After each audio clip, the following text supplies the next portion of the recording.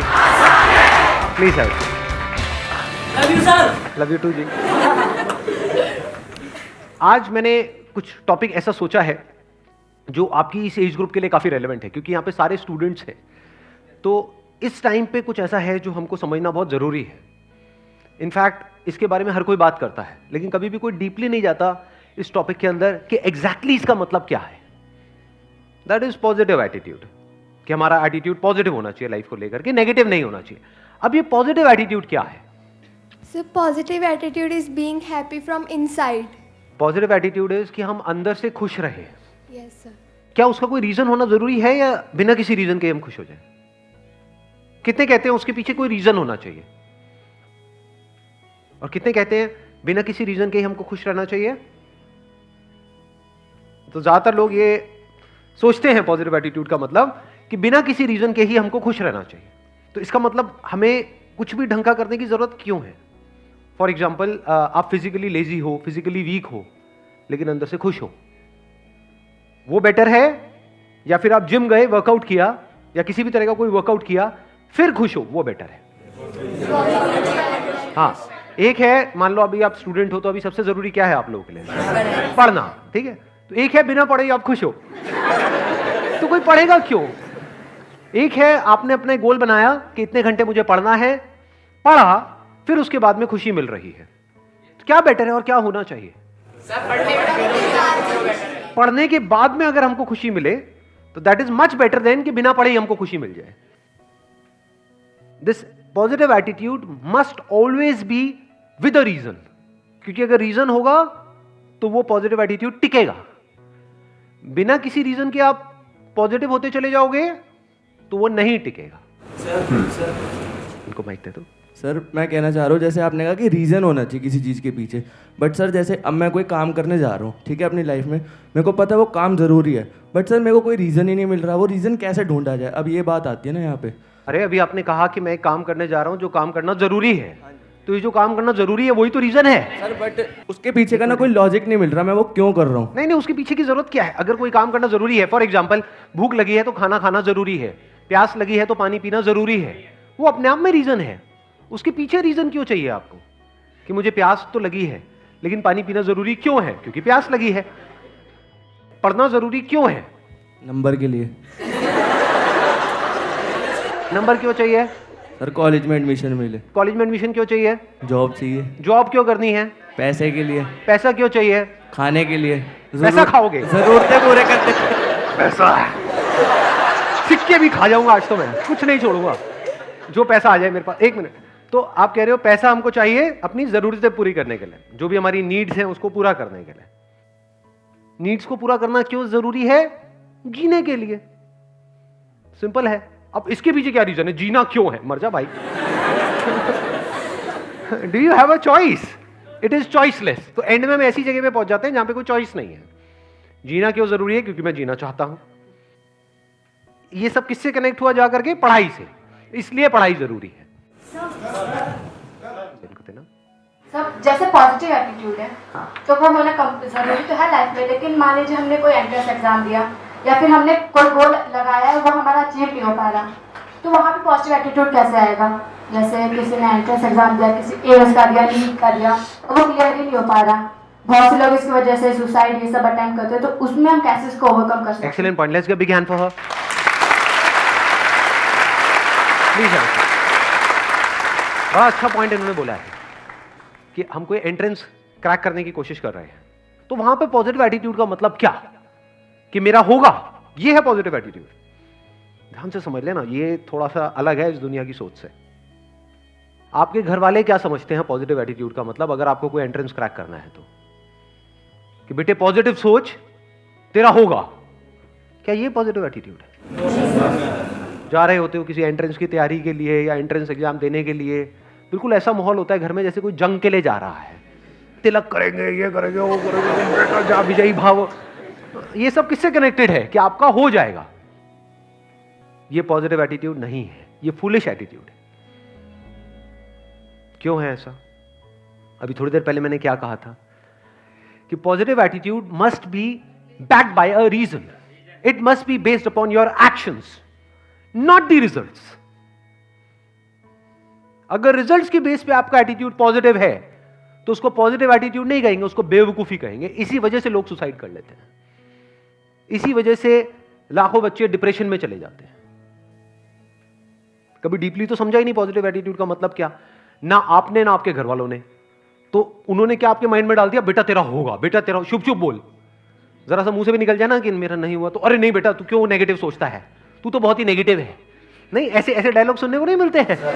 शुभ शुभ बोल, होगा ना, होगा ना, होगा ना, माता रानी हमारे साथ है, ये भगवान हमारे साथ है, वो सारे भगवान सारे देवी देवता आपके साथ है, आप ही के साथ है, बाकी किसी के साथ नहीं है ना। सोचने वाली बात है। वैसे जो भगवान है वो आपके साथ है या बाकी भी जो दे रहे हैं उनके साथ है? क्योंकि अगर उनके साथ है तो आपका नहीं होगा, कुछ का ही होगा ना। तो किसके साथ है? सबके साथ है, तो सबका क्यों नहीं हो रहा? पहले इस एटीट्यूड में फ्लॉ देख लेते हैं कि इस एटीट्यूड में फ्लॉ क्या है, जिसको मैं कह रहा हूं ये पॉजिटिव नहीं है, फूलिश एटीट्यूड है। आपने रिजल्ट के बेस पे अपने एटीट्यूड को डिफाइन कर दिया।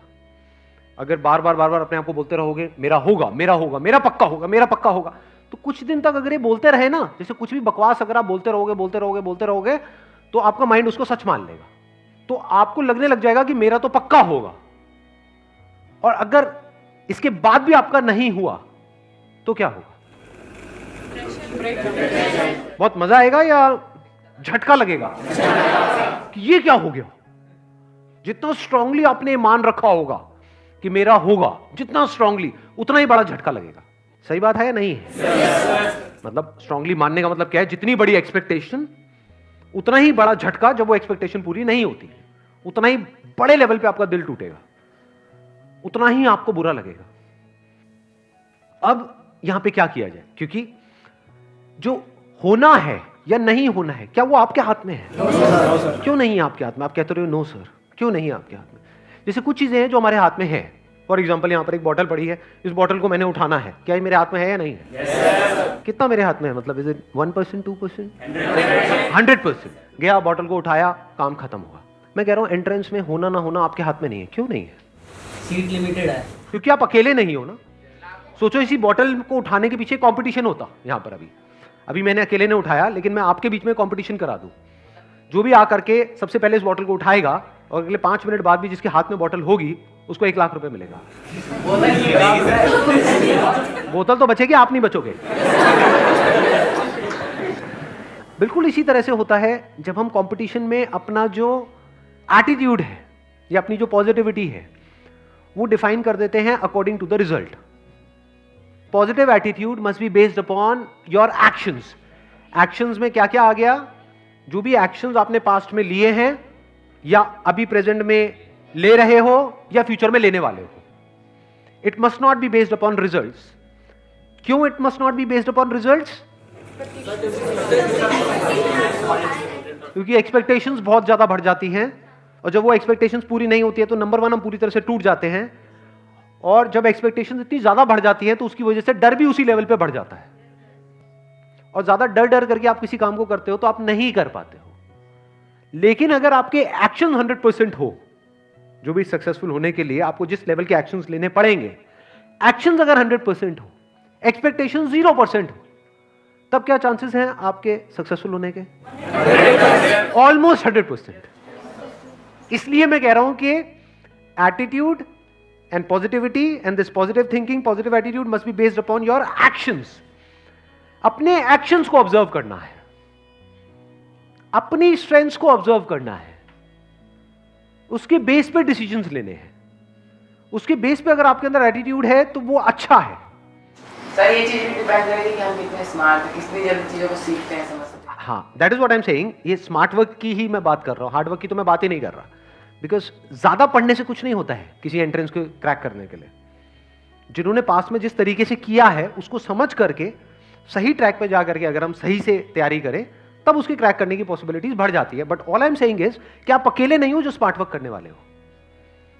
आपके जैसे और भी लोग हैं, बट ऐसे कितने होंगे? 80-20 का सिंपल सा रूल चलता है लाइफ में। कहीं भी आप कुछ भी करोगे उसमें 80-20 का सिंपल रूल निकल करके आ जाएगा। तो ये मान लेते हैं कि चलो ये 10 लाख लोग हैं, 80-20 रूल को अगर हम यहां पर लगाएं और कुछ कैलकुलेशंस करें तो क्या निकल करके आ रहा है कि 10 लाख में से 20% ही है जो एक्चुअल में सीरियस है उसको लेकर के, उस एंट्रेंस को लेकर के। बाकी 8 लाख लोग हैं जो टाइम पास के लिए भर रहे हैं। तो आप अगर सीरियस हो तो आप किस में आ गए? अब यहां पर क्या आप इन्हें एक्सपेक्टेशंस के बेस पे कैलकुलेशंस कर रहे हो या एक्शंस के बेस पे? आप सीरियस हो इसका मतलब क्या? आपके एक्शंस कह रहे हैं कि आप सीरियस हो। तो आप किस में आ गए? 2 लाख में आ गए। 2 लाख में से भी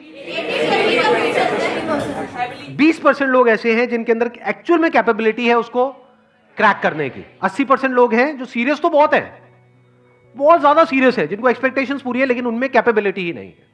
जैसे फॉर एग्जांपल कोई रेस है, मैं आपसे पूछता हूं इस रेस को जीतने की कैपेबिलिटी है आप में या नहीं है? सारे बोल देंगे हाँ है। जब भागेंगे तब पता लगेगा कि किसमें कितना दम है कि नहीं? Because that is a competition. जब भी आप कॉम्पिटिशन में जा रहे हो तो आपको एनालिसिस करना होता है कि मेरी कैपेबिलिटी क्या है in comparison to other people. That is called competition. अब ये जो 40,000 हैं जो सीरियस भी है, जिनमें कैपेबिलिटी भी है, इसमें से भी सिर्फ 20% लोग ऐसे हैं जो बहुत ही मैसिव लेवल के एक्शंस लेने वाले हैं। यानी वो बिल्कुल डिस्ट्रैक्ट नहीं होंगे अगले 2 साल तक, जिनका फोकस वन पॉइंटेड होगा। समझ गए? वो सीरियस भी है इसको क्रैक करने को लेकर के, कैपेबिलिटी भी है और एक्शन भी उसके लेवल का लेने के लिए वो तैयार हैं, जिस लेवल का एक्शन जरूरी है उसको क्रैक करने के लिए। सिर्फ बातों से नहीं होगा, सोचने से नहीं होगा, बहुत कुछ करना पड़ेगा, बहुत सारे सैक्रिफाइसेस देने पड़ेंगे, बहुत दिमाग लगाना होगा। उसके बावजूद भी कैपेबिलिटी है, उसके बावजूद भी बिल्कुल ऐसा है किसी ओलंपिक्स में जाकर के आपको गोल्ड मेडल जीत के लाना है। एक तो है आप में कैपेबिलिटी है, आप सीरियस हो, उससे जीत जाओगे। ट्रेनिंग भी तो करनी पड़ेगी ना। हाँ, दिन में कई कई घंटों तक ट्रेनिंग करनी पड़ेगी, तो वो भी आप करने को तैयार हो। तो अब आप किस में आ गए? अगेन 20% कर दो, कितना हुआ? 40,000 का 8,000 में आ गए। इसमें से कितनों का होने वाला है? 4,000 का होने वाला है। अब आपके जीतने के चांसेस क्या हैं? इसको क्रैक करने के चांसेस क्या हैं? 50%। इसको समझदारी बोलते हैं लाइफ में। आपने 50% गुंजाइश छोड़ दी है फेलियर के लिए, लेकिन एक्शंस के लेवल पे कोई गुंजाइश नहीं छोड़ी है। और आपका एटीट्यूड इस पे बेस्ड है, आपका जो प्लान है वो इस पे बेस्ड है कि अगर मेरे को एक्चुअल में इस पॉसिबिलिटी को 50% रखना है तो मुझे ये सब कुछ करना पड़ेगा जिसकी अभी हम बात कर रहे हैं। तो आपके भी माइंड में क्लियर होना चाहिए कि मेरी possibility based upon this logic is 50%, और आपके घर वालों को भी क्लियर होना चाहिए ताकि किसी को भी बाद में झटका ना लगे। अभी भी 50% है क्योंकि आप अकेले नहीं हो जो ये सब करने वाले हो, आपके ऐसे और भी बहुत सारे लोग हैं। बट अब आप बहुत सेंसिबल तरीके से आगे बढ़ रहे हो। अब आप में एक अलग लेवल का एटीट्यूड है, पॉजिटिविटी है विच इज बेस्ड अपॉन जो आपने पास्ट में किया या जो अभी कर रहे हो या फ्यूचर में जो करने वाले हो अगले 2 साल तक। उसके बेस पे आपके अंदर से एक एटीट्यूड आ रहा है जो दुनिया को नहीं दिखेगा। दुनिया को सिर्फ रिजल्ट्स दिखते हैं। दुनिया को यह नहीं दिखता है कि आप अकेले में क्या कर रहे हो। अकेले में क्या कर रहे हो तो किसी को नहीं दिखता है। अकेले में आप अपने कमरे में क्या करते हो तो किसी को नहीं पता है। और अगर किसी को दिख जाए तो मतलब आप अपने घर वालों को तो कहते हो कि मैं पढ़ रहा हूं इतने घंटे उतने घंटे, मैं ये कर रहा हूं वो कर रहा हूं। अगर मान लो वहां पे कोई कैमरा लग जाए और सब कुछ दिख जाए जो भी आप कर रहे हो, हार्ट फेल हो जाएगा माँ बाप का। ये कर रहा है, हम तो पता नहीं क्या क्या सोच रहे हैं, हमने तो पता नहीं क्या क्या सपने पिरोए हुए हैं। इसलिए मैं कह रहा हूं कि attitude and positivity and this positive thinking, positive attitude must be based upon your actions. इसको बोलते हैं real positive attitude, unshakeable positive attitude.